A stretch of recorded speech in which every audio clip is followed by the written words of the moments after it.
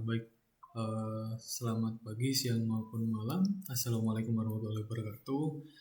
Sebelumnya perkenalkan, nama saya Aulia Maskito Dehan dengan NRP 3124510036.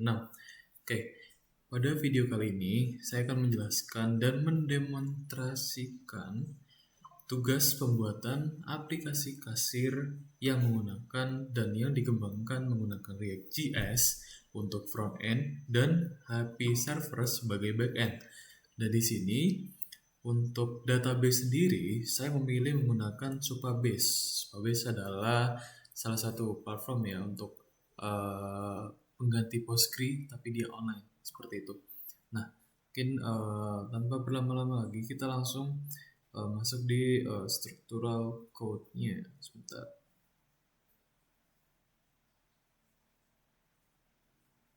Oke. Nah, baik. Di sini sudah tertampil ya.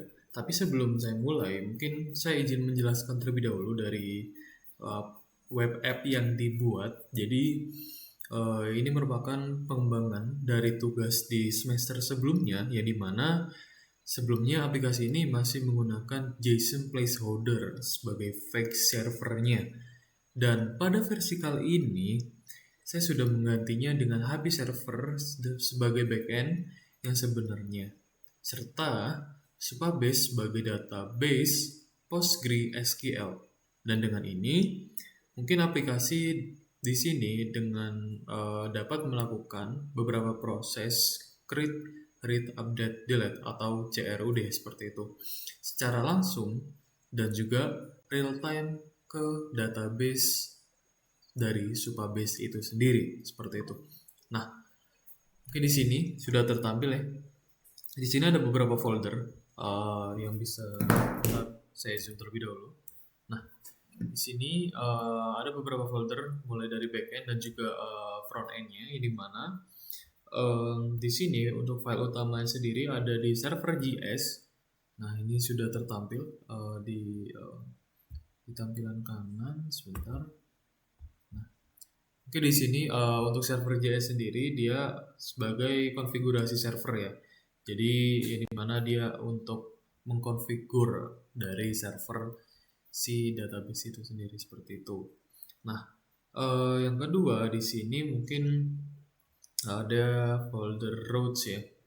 Folder routes yang dimana di sini ada dua file di dalamnya yang berupa JS, ada order routes dan juga product routes ya. Yang dimana di sini untuk route sendiri itu menampung endpoint dari API seperti itu. Jadi dua file ini adalah tampungan dari endpoint API itu sendiri seperti itu.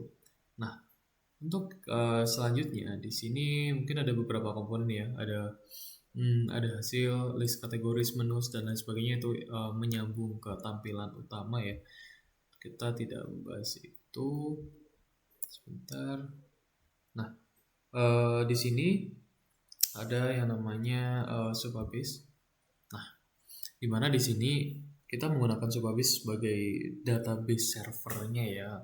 Mungkin di penugasan memakai Postgre, tapi di sini saya lebih memilih salah satu platform online agar lebih mudah seperti itu. Dan mungkin di sini ada sebentar saya cari terlebih dahulu. Supabase.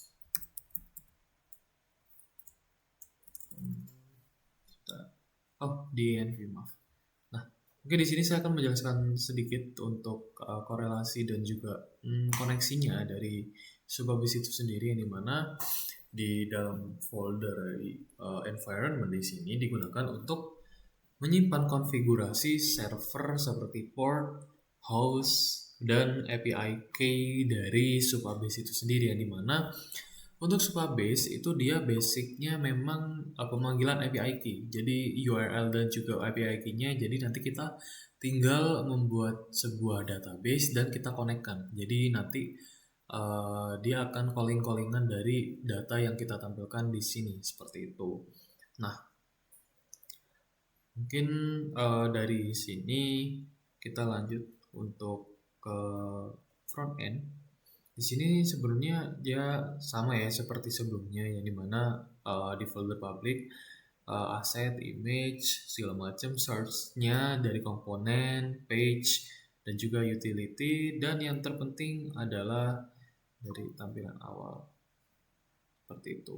Nah ini yang di ini ya untuk tampilan di ikonnya seperti itu.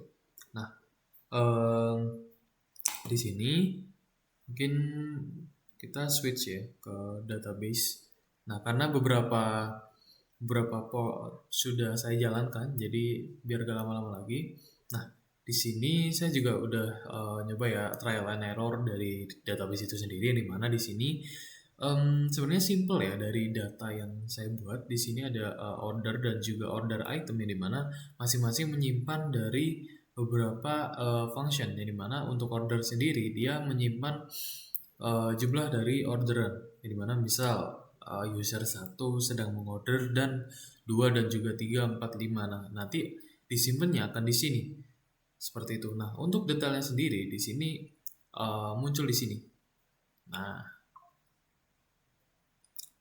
meliputi dari nama produk, jumlahnya, terus harga, dan subtotal dan keterangan ketika pengguna request sesuatu seperti itu. Nah, di dalam tabel ini juga menyimpan data produk, nama barang, harga stok, dan lain sebagainya seperti itu. Nah, di sini ada beberapa port yang dibuka ya. Ada yang pertama di sini ada 5173, 3001 dan juga localhost di sini sebagai pelebaran dari penangkapan ini ya dari data ketika user memesan seperti itu. Nah, mungkin sebelum lanjut ke sana, izinkan saya untuk menjelaskan dari front end-nya terlebih dahulu yang sudah dibuat seperti itu. Nah, di sini kasir app sudah tertampil ya. Di sini ada beberapa kategori, ada makanan, minuman, dan juga cemilan. Nih. Nah, masing-masing bisa ditambahkan ini ya sesuai selera. Tapi di sini saya menambahkan beberapa contoh saja karena ini hanya dummy data. Dan kedua ada minuman, ada 4 total, ada 4 varian dan cemilan-cemilan yang seperti itu. Nah, di sini untuk di menu dan juga di kanan ada keranjang. Nah, mungkin tanpa lama-lama lagi kita langsung mendemonstrasikan dari ketika user memesan sebuah makanan seperti itu. Nah, di sini mungkin ini ya sebagai contoh, user akan memesan sebuah sate ayam. Nah, sukses masuk keranjang. Di sini sudah tertera ya total harga baru sekarang. Di sini keranjangnya itu adalah pendetailan dari order yang dibuat. Seperti itu. Jadi di sini pelanggan juga bisa menambahkan ataupun mengurangi. Seperti itu. Dan ini langsung real time menambah dari jumlah harga dan juga pemesanan yang sudah dilakukan. Seperti itu. Mungkin di sini yang menambah lagi mie goreng.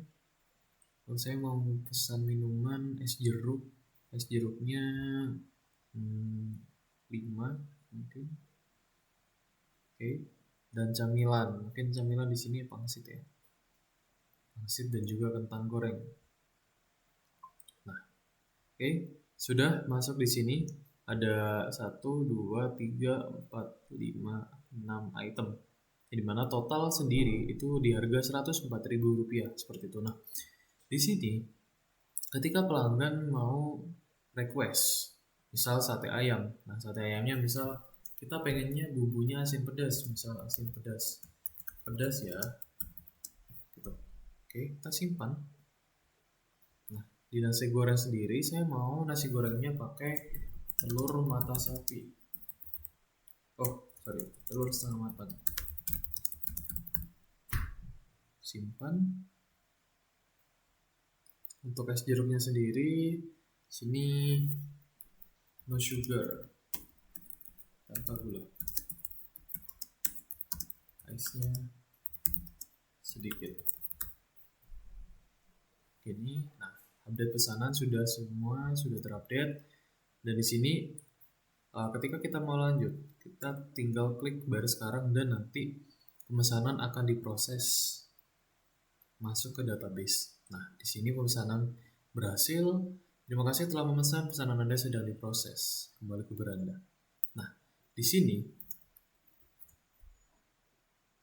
oke, data sudah berhasil diambil, ya, sate ayam segala macam. Tapi di sini kita nggak fokus di sini karena tampilannya ini ya, ID name segala macam. Kita change ke Supabase sebagai database-nya. Nah, di sini orderan kedua sudah masuk dengan total harga 104.000, status pending ya.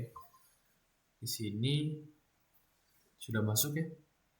Order itemnya seberapa?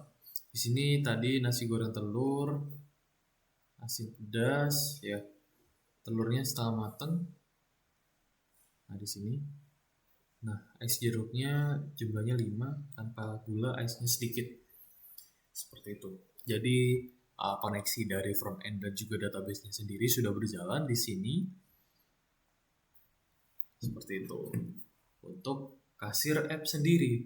Jadi demikian demonstrasi dari aplikasi kasir yang saya buat menggunakan bahasa pemrograman React.js, Happy Server, dan Supabase sebagai database-nya. Dan aplikasi ini merupakan hasil pengembangan dari versi sebelumnya yang masih menggunakan fake server dan kini sudah berfungsi penuh dengan database asli. Seperti itu. Mungkin sekian dari saya. Terima kasih atas perhatian yang diluangkan. Terima kasih juga untuk Pak Heru sebagai dosen di workshop pemrograman web. Terima kasih, mungkin saya cukupkan dari video kali ini. Saya Aulia Raskitodehan, selamat pagi, siang, maupun malam. Wassalamualaikum warahmatullahi wabarakatuh.